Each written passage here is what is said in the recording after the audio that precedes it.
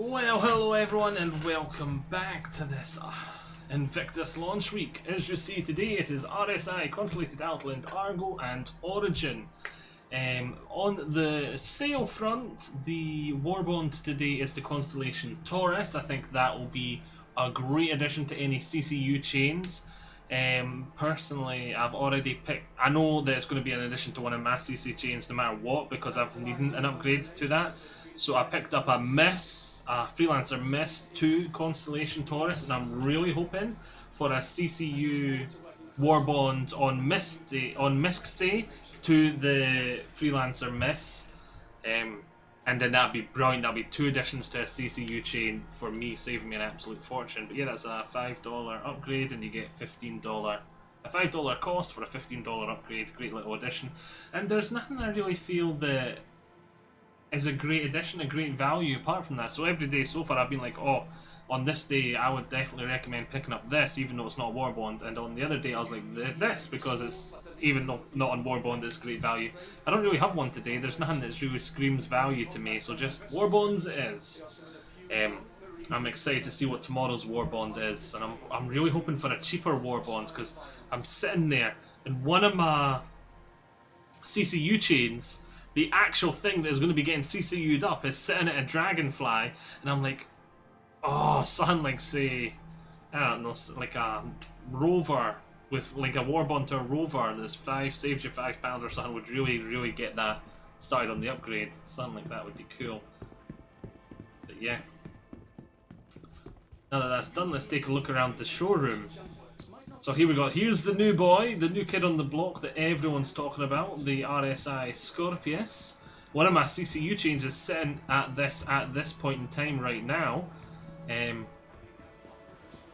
I think though that I'm probably going to be getting it upgraded to something that's 250, because it's 240 now, because I was waiting for it to be upgraded when it was released, and it just has been. It went up $20, so that saved me $20.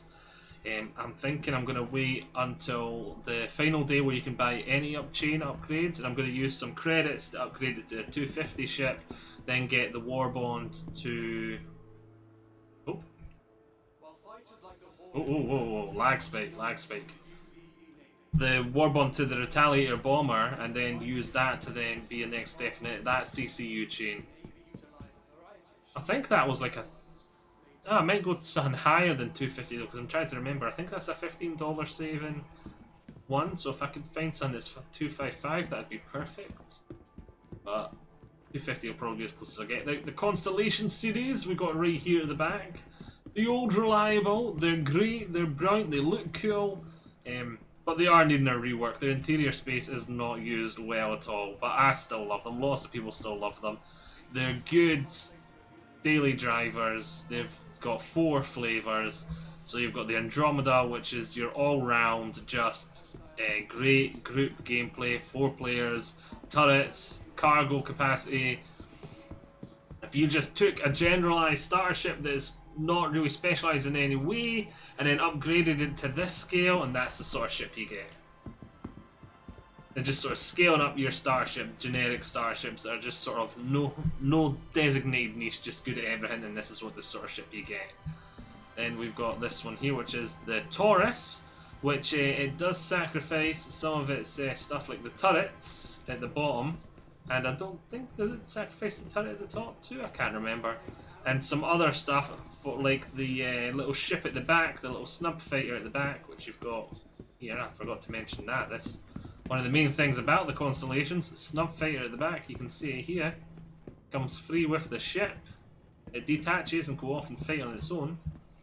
Taurus loses that, but it does gain a much bigger cargo hold. So if you're planning to have the same sort of ship but want to focus on trade, the Taurus is the Constellation for you.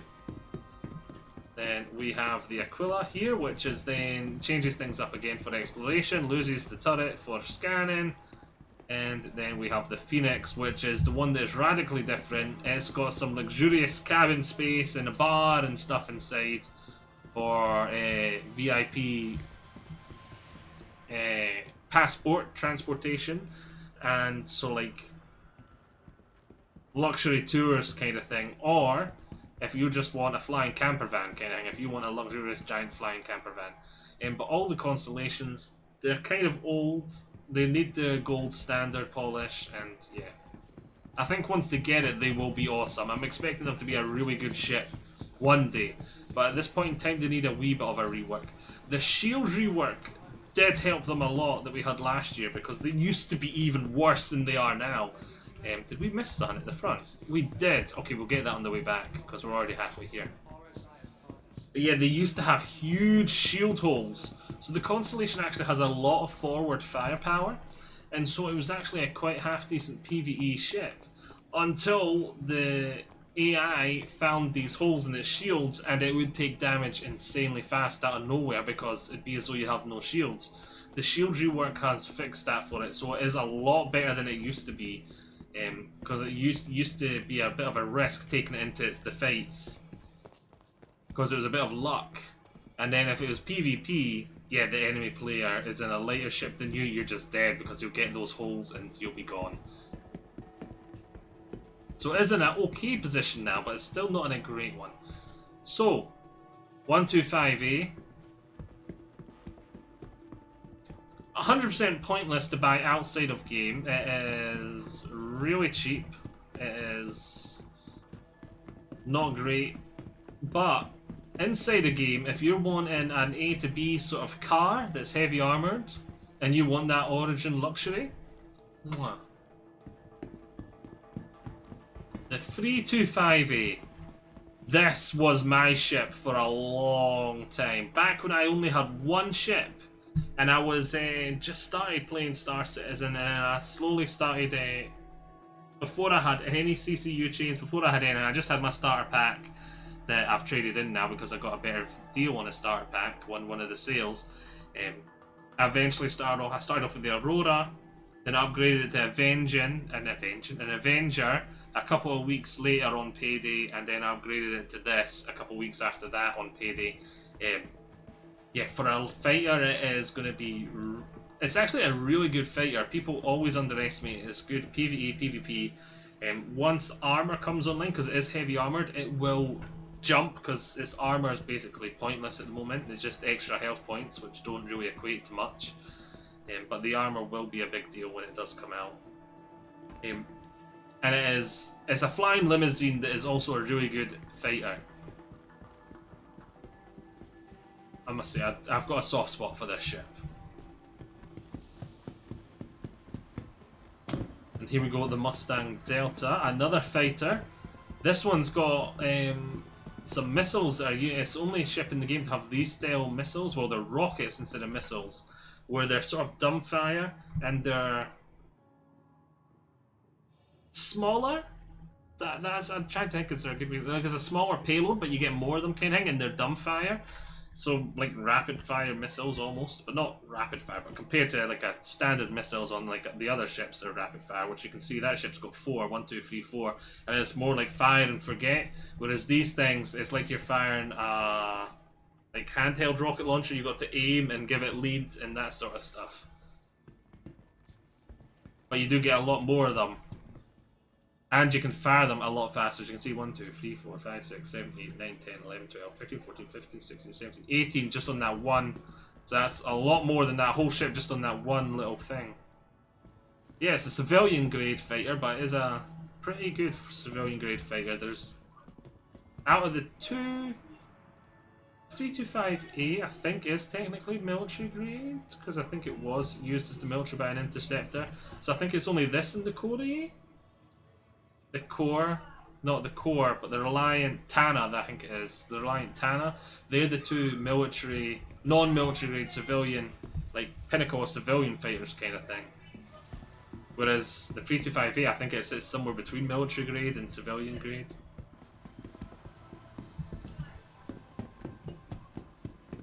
And we just got some Argos here. The Argo MPUV. So yeah, these are just little snubs for transport, and you can change this little back bit. It can either be troop transport, as you can see there, or this is an escape pod that's actually got attached at the moment. So that top bit all detaches kind of thing, and then it goes off and it can pick up these escape pods out stranded. you get some of these base with the javelin, and the other, there's a different module it can have in there which allows it to carry some cargo. Not much else to talk about. Alright, and I'll pause for now so we can get back. Right, last ship upstairs, we have the Mantis here. It's oh, I'm going down the stairs unintentionally.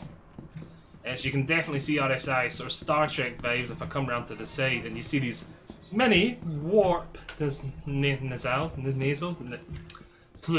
I want to say nasal, but nasal. I think that's how you pronounce it. Similar to that. I'll get back a wee bit. You can see a wee bit. You can see them a bit on the Connie too. But this ship only has the 2.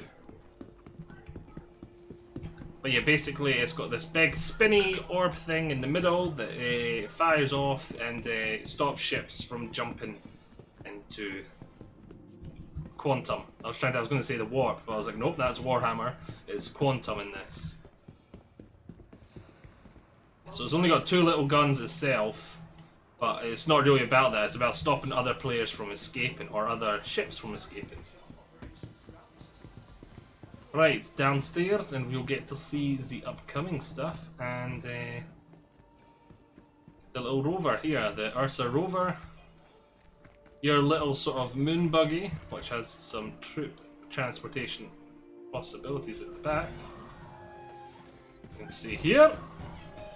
Don't lock me in. Oh, I thought I did.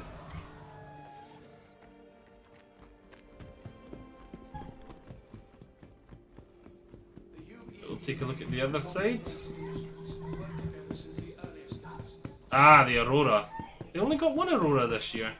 Oh wait, because it's the military time. Yeah, it's the Legionnaire, which is the upgunned Aurora that's just covered in extra guns and much bigger missiles on the top. Because I'm used to there being a hall just full of Auroras, all the different variants.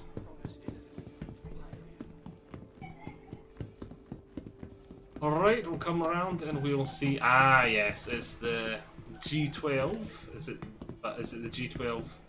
That's G12A, yep. Which is the military variant of the Origin car. So it's got like this rocket stuff on the back and it's up armoured.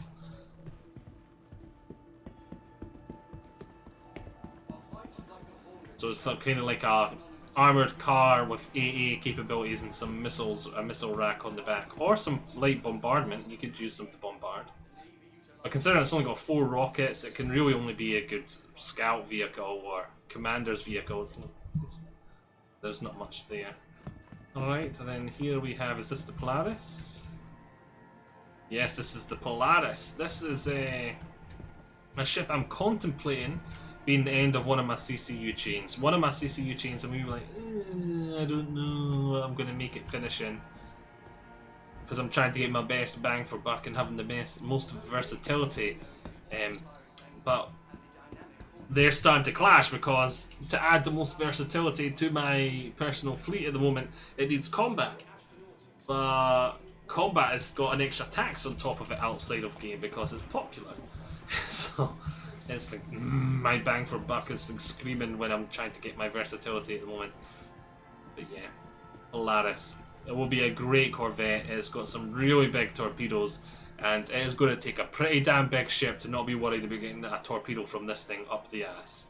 And in fact, I would argue that even the biggest ship in the game will still be worried about it, because that'll be, even if it's some huge dreadnought, a torpedo from this in the wrong place, and that could be its flight deck taken out, that could be its main turret taken out, it could just cause a problem, be a general pain in the ass to even the largest ship to ever exist. And you're going to want to be really small to avoid those torpedoes. Right, what do we have next? And it is the other ship in the other focus is same sort of scale. The Perseus, which is instead of torpedoes, it's all about big guns. It's slightly smaller. Is a really big ship for its crew size. It's only got a crew size of 5, I think. It's not that high. It's like 4 or 5. And it's got some really big guns. It's all about those giant big guns. It's got one there, then one down there.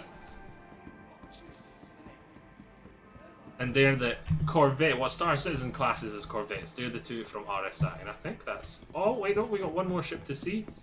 What is this? What is that? Oh wait, I think I know what it is. Is it the Argo? Yeah, the Argo SRV. So this is like your tow truck recovery vehicle kind of thing. So if you break down in space, this is your roadside assistance. He'll come along, and if he can't repair you there and then, he'll activate his tractor beam and he'll drag you to a Crucible who definitely will be able to repair you. With that all said and done, that is us for today. So definitely keep an eye out for tomorrow's CCU.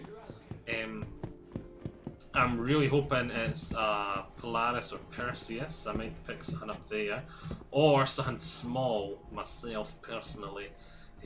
We don't think we've had any small CCU chains yet this year, so we've not had any big ones yet either. They've all been sort of in the 100 to 300 mark, I think. So yeah. Hope you all enjoyed this anyway. I shall see you all in a couple of days for the next one, and I think that'll be our last one before Drake Day, and then I'll probably do one at the end, just doing a quick. If you do this chain here, like all the war bonds linked together, just you could do this and get this ship for only 25 pounds. Obviously more than that, but yeah, I may do one like that on the end, or I might just do that as part of Drake's Defense Con day. We'll see. We'll see. Hope you all enjoyed this anyway. I'll see you all next time. Bye. Bye.